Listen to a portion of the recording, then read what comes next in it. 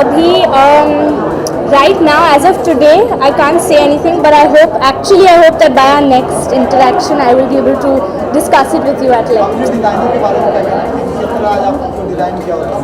Well, आज उन्होंने मुझे एकदम princess वाला feeling दिया है. The theme of the show is Egyptian, and I'd actually like the designer to talk to you more about it. Would you like to talk about a collection? Hi, the designs were more about Egyptian. See, day in and day out, we've been trying. हम बहुत सालों से, in fact, years से बना रहे हैं पूरी दुनिया के लिए designs. So this time we've tried gold और stones में, and ऐसा आपने देखा होगा हमारी ज्वेलरी में कि हमने मिरर और गोल्ड को बहुत यूज़ किया है. So we've tried to make Egyptian in an Indian costume and make her look like a Barbie. So she's wearing an uncut diamonds with rubies, which are all Burmese, and tried to make that look. Clothes, She's wearing an outfit made of raw silk in Japanese tissue to give a very nice and pure feel to it. She looked like a doll when she walked. Kiara, जैसे कि आपने कहा कि आपको प्रिंसेस वाली फीलिंग आ रही थी, तो कैसा एक्सपीरियंस था वॉक करने का? बहुत अच्छा. जैसे अभी मैंने कहा like a princess only. The music, the mood, कपड़े, jewelry, everything was just perfect for me to give that princess वाला walk. So I hope you all enjoyed it. अच्छा, अगर आपको अगर कोई प्रिंस चुनना हो तो क्या क्वालिटी आप देखना चाहेंगे? मेरी प्रिंस में जो बहुत इज़्ज़तदार हो, तमीज़दार हो, फ़नी हो और someone who's got a great sense of humor. Kiara, किस तरीके की ज्वेलरी आप कैरी करती हैं इन डेली लाइफ? daily ज्वेलरी पहनती हैं, कितना पसंद करती हैं? एक्चुअली मुझे डेंटी पीसेस पहनना पसंद है, like just a simple gold ring और just a pair of diamond earrings. So that's how my daily life jewelry is. I don't wear too much because obviously with work and acting we're always changing costumes and all of that. लेकिन जब भी शादियों में जाने का मौका मिलता है तो ऐसा ही कुछ, in fact just like this choker necklace that I'm wearing, it's extremely beautiful and I think you can wear it like I am on a western outfit as well as an Indian outfit. So I like something that's a little versatile as well. Kiara, on one hand, we are almost about to celebrate the 69th Independence Day. On the other hand, government is going on banning things like the recent one being porn. So what do you have to say about this? This one only you had to catch me off.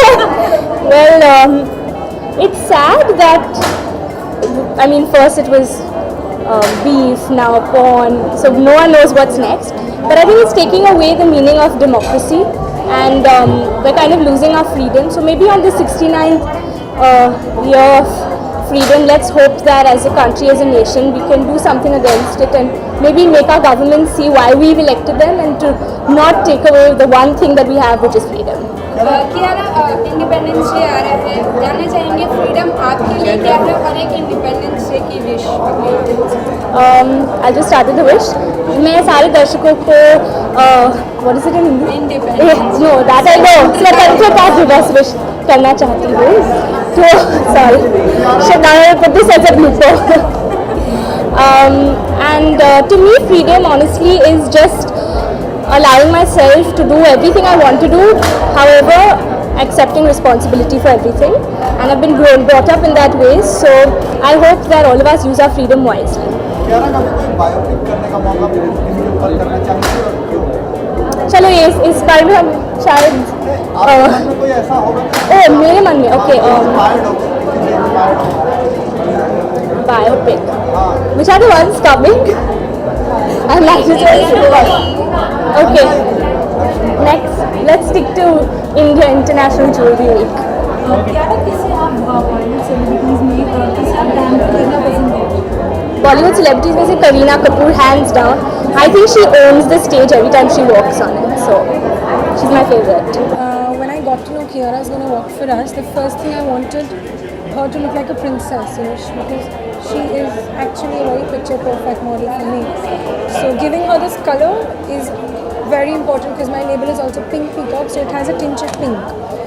Giving this flow in Japanese tissue made her just look very royal. I think when she walked around also, she herself felt like a princess, so that was very nice. Kiara, आपको जब इन्होंने बताया कि इस तरह का ड्रेस पहन के आपको रैंक में वॉक करना है, क्या फीलिंग आई और I felt really good because I think the minute she said it's a very princessy dress with a lot of volume, I automatically said I have no worries because the minute you know it's like a princess dress, it's just easy. You know a it's girl's going to. thing, Yeah, it's exactly. It's a girl's thing. It's your inner thing. So I felt lovely, and I hope I carried it off well. And the jewelry, I think it just complemented the jewelry.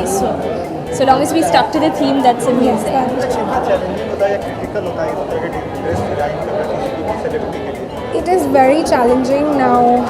I myself is a bridal designer, but for me doing a complete western line itself was a big challenge, and making her look more prettier was like a task, but we both did equal justice, so I think it was perfect.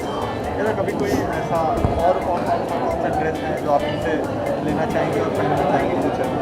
ऐसे मतलब कोई भी और कितनी ड्रेस है जो आप पहनना चाहती हैं रैंप वॉक करने के लिए इसके अलावा? I'd love to wear Indian. I think, especially as an Indian girl, it just makes you look beautiful. So definitely, but I'm young, so actually everything. I want to do all the damn shows that I can and just enjoy wearing as many designers clothes as I can. देखिए यार IIJW कितना बड़ा प्लेटफॉर्म मानती हैं आप अपने देश के लिए एक्सपोजर के लिए? बिल्कुल बहुत ही बड़ा प्लेटफॉर्म है and it's a great way to reach out to the Indian market as well for jewellery. It's I think it's the biggest that we have, and to get the opportunity to walk. In fact, this is my the second time that I'm walking this year for IIJW. So I take a lot of. It's very humbling, and I'm happy that they chose me twice. आप कितना बड़ा प्लेटफॉर्म मानती हैं? It is बहुत बड़ा platform है as well. Lakme is there, Wales is there. It's as equal as everything. Just the market opens up more. It's a big platform. I think we did justice. Thank you so much.